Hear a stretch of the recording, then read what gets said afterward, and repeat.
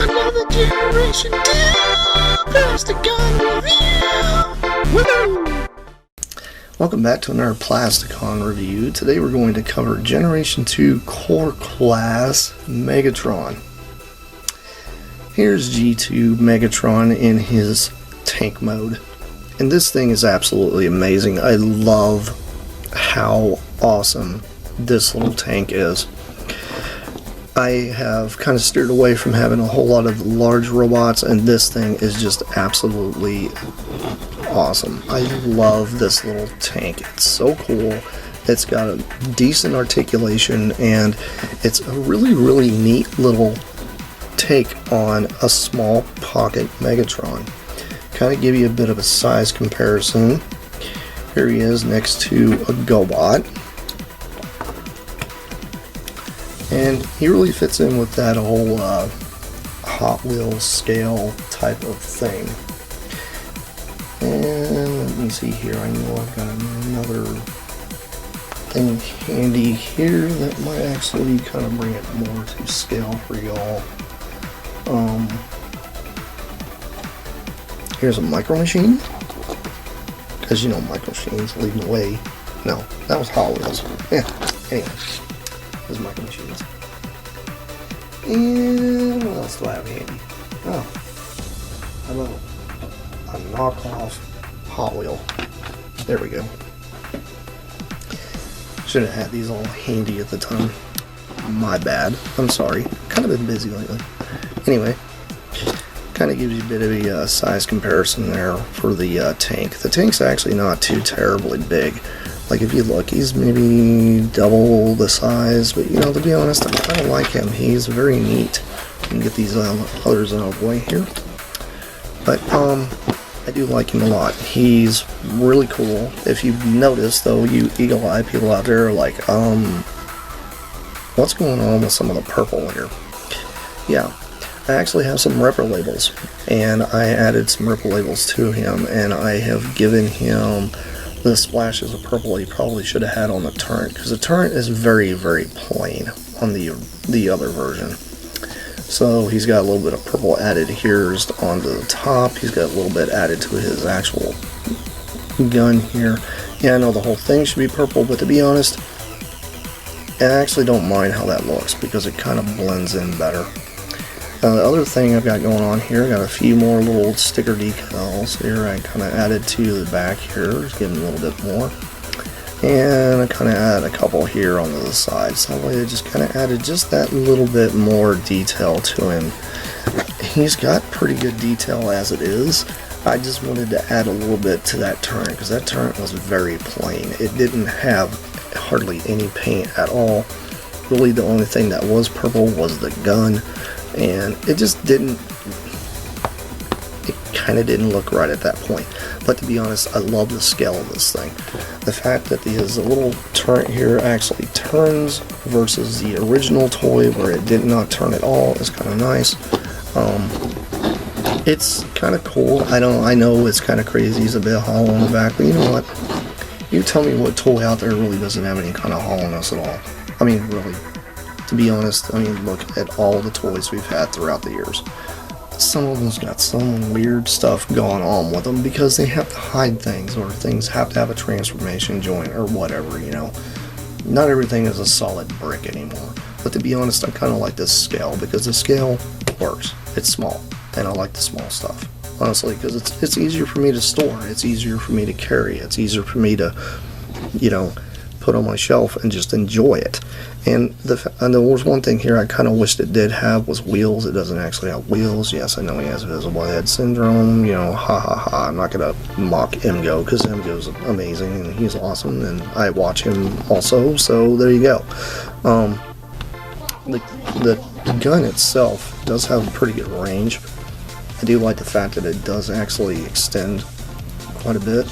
And if you didn't want this, you can give him a bit of a snub cannon, which is kind of funny, but to be honest, it's actually kind of accurate too, because they actually had tanks back then that literally was like this. And this is not really an Abrams tank, it's just some kind of, I would say kind of like a generic military tank is what they've turned him into here. It is a bit of an homage to the Abrams, but not enough. I kind of wish if this kind of flared in a little bit more, if there was a way, maybe budget-wise, I understand why they didn't do anything with the feet, but if the feet were able to like fold under, because it would have been kind of neat to see the feet fold under, and then maybe the feet had this right here on the bottom to kind of like cover that up, and then, you know, when he transformed to this, I wouldn't have cared if he had tank tread, you know, bits here on his feet. That would have been cool. But that is it for his tank mode.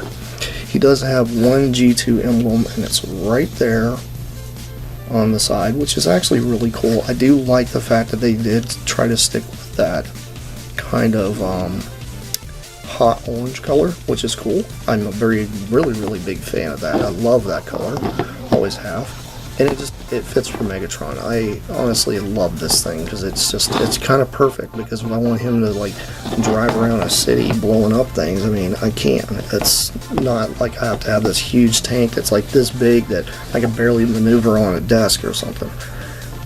It's nice to have this size. Anyhow, transformation, pretty simple. First thing I do is I remove the gun. I'll put this to the side. This does get used later on. And then, next thing I'll do is just disconnect his leg here, and then pull it out. And it's on this hinge, so it just kind of pops into place like that. And you do the same thing here. And these actually do click into place pretty well. And you'll just rotate his waist real quick, just like that. That way everything is facing forward. The next thing you do is you'll disconnect his arms and gun here. They all separate, and it just separates from one pin. The gun remains on his arm. I know, weird. And then you've actually got a rocker arm here that is a bit of more articulation, but it does that, so that way it kind of just reveals that part. And you'll turn his other arm just like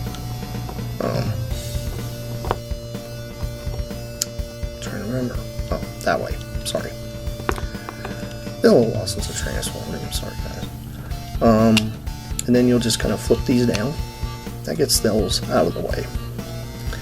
And then this whole thing here rocks up like this, and it just kind of just disconnects like this.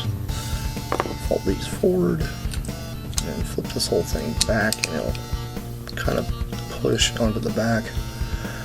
And then you'll just kind of bring his arms out and straighten them out, because everything's on ball joints, which is nice, because it gives you an ability to just kind of move things around the way you want. You can take his cannon and flip it around like that if you want. And then the last thing I do is I take this gun, and I do not put it in his hand. It can fit in his hand, by the way. You can put it here if you want that whole homage to the fact that he was carrying a handgun, because the G2 one actually did have him holding the gun, but he also had the shoulder gun, right? Well, mine, you take this part here, this part that looks like a scope, and you got this cavity here kind of in the back, and you just slide it in there, and it actually fits and holds very secure. And this is like no modification whatsoever to this toy, and there you go. He's now got a shoulder cannon. Do I wish it was bigger? Yeah, but to be honest, it kind of works. I like it. I think it's a really cool little update to this guy. And by the way, I did put a new G2 emblem right there on his chest. If I can get my camera to focus, there it goes. And he's got a very cool head sculpt too, by the way. I do like him a lot. And I don't mind the kind of the faded color going on there. And my decal part here is trying to come off with the purple. The thing is, I used vinyl stickers, so sometimes they try to work loose. It's been kind of warm lately, so that's probably why. Worst case scenario, use a hairdryer on it and it helps it re-adhere and stick. It's been a little while since I transformed him, so he probably kind of, that part there probably kind of dried out a little bit. That's not a big deal. Could I use paint on it? Yeah, I probably could have just straight painted this thing and then stuck it on there. But to be honest, if I did that, every time I do this, it would do nothing but scrape the paint off, so I don't want to really do that. But, you know, as arms do plug in, by the way, so they don't move around a whole lot. And I do like him. I think he's very cool. I think he's well worth your money if you can ever find one. And this arm here kind of, you know, has ability to do this, this. It's the only rotation he really has for like a wrist rotation. But to be honest, I mean, I got these guys because they're small. I don't want huge, gigantic transformers on my shelves anymore, really. I mean, the only ones I have that are big are city formers, and they're mainly used for background props or whatever, you know. And I got a, let me try to do a little size comparison here. That's why you hear this little rattling going on in the background. With a Zybot. And I've got another GoBot over here. It's a little easier to transform than that gold one. Let's see here. And there's a reason I have these GoBots, by the way, guys. It's not that I'm a traitor. I like GoBots as much as I like Transformers. Thank you very much. You guys all say, oh, they're the inferior one. Technically, they came before, so whatever. Get over yourselves. There you go. Kind of gives you a bit of a size comparison. He's not too tall, but I think tall enough, honestly. I think this is a very good size comparison. You know, there's a Micro Machine. Because, you know, I love Micro Machines too. Awesome little things. But anyhow, this has been Plasticon. This has been a Generation 2 review, and I will catch you guys later because I have plenty more coming your guys' way. And that's it for now. Bye!